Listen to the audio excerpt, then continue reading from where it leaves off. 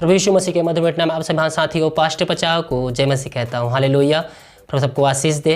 मेरे प्रियो, आने वाले दिनों में गुड फ्राइडे, ईस्टर और पाम संडे आने वाला है, तो एक एक वीडियो आपको इस विषय में मिलेगा। इस वीडियो को देखें और अपने जीवन में लागू करें। तो आज हम बात करने जा रहे हैं गुड फ्राइडे के दिन में कि गुड फ्राइडे क्यों मनाया जाता है। तो गुड फ्राइडे के दिन प्रभु यीशु मसीह को सूली पर चढ़ाया गया था। हालेलुया। उसी दिन को गुड फ्राइडे कहा गया है। और गुड फ्राइडे के दिन जब यीशु मसीह सूली पर चढ़ाए गए थे, तो यीशु मसीह ने सूली पर चढ़ने के बाद 7 वारियां कही थी और वो वारियां अमर हो गई अंतकाल के लिए। तो आइए हम जानते हैं कि जो यीशु मसीह 7 वारियां कहे तो यीशु मसीह का 7 वारियां क्या है।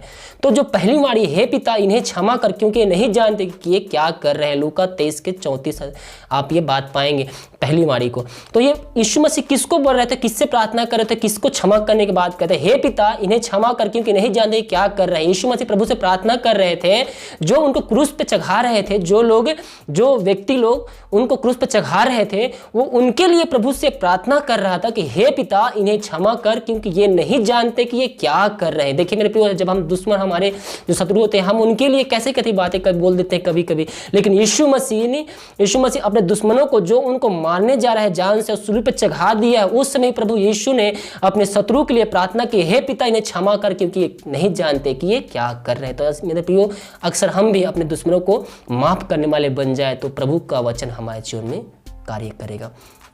दूसरी वाणी है, आज तू मेरे साथ स्वर्गलोक में होगा। लूका 23 अध्याय में आप ये पाएंगे 42 और 43 पद में। आज तू मेरे साथ स्वर्ग, एक यीशु मसीह ने किसको कहा था? जो डाकू यीशु मसीह के अगल और बगल में दोनों दाएं बाएं जो चढ़ाए गए थे क्रूस पे, वो डाकू थे, लेकिन उसी समय यीशु के वचनों पर विश्वास करके यीशु मसीह को स्वीकार किया और उसी समय उसी दिन उनको क्रूस पे चढ़ा दिया गया यीशु मसीह के साथ। तो डाकू यीशु मसीह से बोलते हैं कि क्या अगर तू अपने राज में आए तो हमारे तो शुद्धि लेना। तो यीशु मसीह जवाब दिए कि तू आज ही मेरे साथ स्वर्गलोक में होगा। हालेलुया। क्योंकि यीशु मसीह को विश्वास करके वो उनके खातिर क्रूस पर चढ़ गए। तीसरी जो वारी, हे नारी देख यह तेरा पुत्र है। यूहन्ना 19 अध्याय में आप पाएंगे। चौथी वारी है, हे मेरे परमेश्वर तू मुझे क्यों छोड़ दिया। जब यीशु मसीह क्रूस पे चढ़ाए गए थे, वो प्रभु से प्रार्थना, अगर परमेश्वर यीशु मसीह के साथ होता तो वो कभी भी नहीं मरता। इसलिए थोड़े समय के लिए वो परमेश्वर अपने पुत्र को छोड़ दिया। इसलिए कहा, हे मेरे पुत्र हे मेरे परमेश्वर तूने मुझे क्यों छोड़ दिया। हालेलुया। मत्ती 27 अध्याय में आप पाएंगे। पांचवी जो वारी है, मैं प्यासा हूं। यूहन्ना 19 अध्याय में आप ये पाएंगे। छठी वारी है, पूरा हुआ। यूहन्ना 19 अध्याय में पाएंगे। पूरा हुआ यानी कि मतलब क्या हुआ? यीशु मसीह जिस कार्य के लिए परमेश्वर के द्वारा पृथ्वी पर भेजे गए थे, वो यीशु मसीह अपने सारे कार्यों को पूर्ण कर कर सूली पर चढ़ गए थे। इसीलिए यीशु मसीह ने कहा कि अब पूरा हुआ। यीशु मसीह क्या कार्य करने आए थे यहाँ पृथ्वी पर? मेरे प्रिय, यीशु मसीह जो कार्य आए थे मनुष्य के उद्धार के लिए, वो कार्य अब सारी बातें वो पूरी करके यीशु मसीह अपने आप को सूली पर चढ़ा दिया।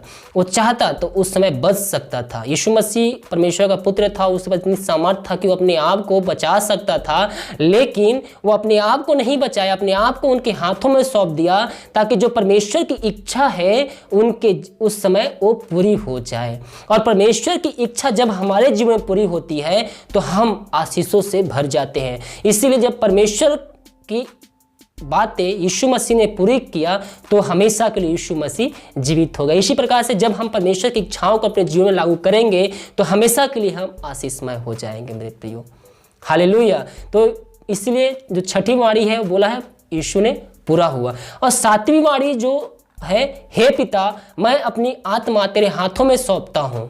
यीशु मसीह जब लास्ट स्टेज पे आ गए और इस पृथ्वी पर को छोड़ के स्वर्ग में जाने वाले थे, तो यीशु मसीह ने अपने पिता से कहा, हे पिता मैं अपनी आत्मा तेरे हाथों में सौंपता हूँ। और यह बात कहकर वो अपने आप को, प्राण को त्याग दिए और वो अपने पिता के पास चले गए। और यीशु मसीह तीसरे दिन भी जी उठा, ये हम अगले वीडियो में देखेंगे किस प्रकार से यीशु मसीह जीवित हुए, जिसे हम ईस्टर के रूप में और पुनरुत्थान के रूप में मनाते हैं। तो आगे वाले वीडियो आप जरूर देखें और सबको आशीष दे। वीडियो को लाइक कमेंट और शेयर कीजिए और दूसरों को भेजें ताकि लोग मसीह को जान सके। जब आप एक वीडियो को भेजते हैं मेरे प्रियो और उस वीडियो को देखकर अगर वो व्यक्ति मसीह को स्वीकार करता है तो उसका आशीष आपके जीवन में प्रकट हो जाए, क्योंकि परमेश्वर किसी का कर्जदार नहीं होता है। हालेलुया। तो आप वीडियो को दूसरे तक भेजें, जितना भी हो सके दूसरे तक शेयर करें ताकि और भी लोग मसीह को जान सकें। परमेश्वर ने हमको एक ही कार्य दिया है और वो कार्य है परमेश्वर के सुसमाचार को दूसरे तक पहुंचाना, ताकि सुसमाचार को सुनकर हर व्यक्ति मसीह को जानने वाला और स्वीकार करने वाला हो जाए। हालेलुया। सबको आशीष दे। God bless you.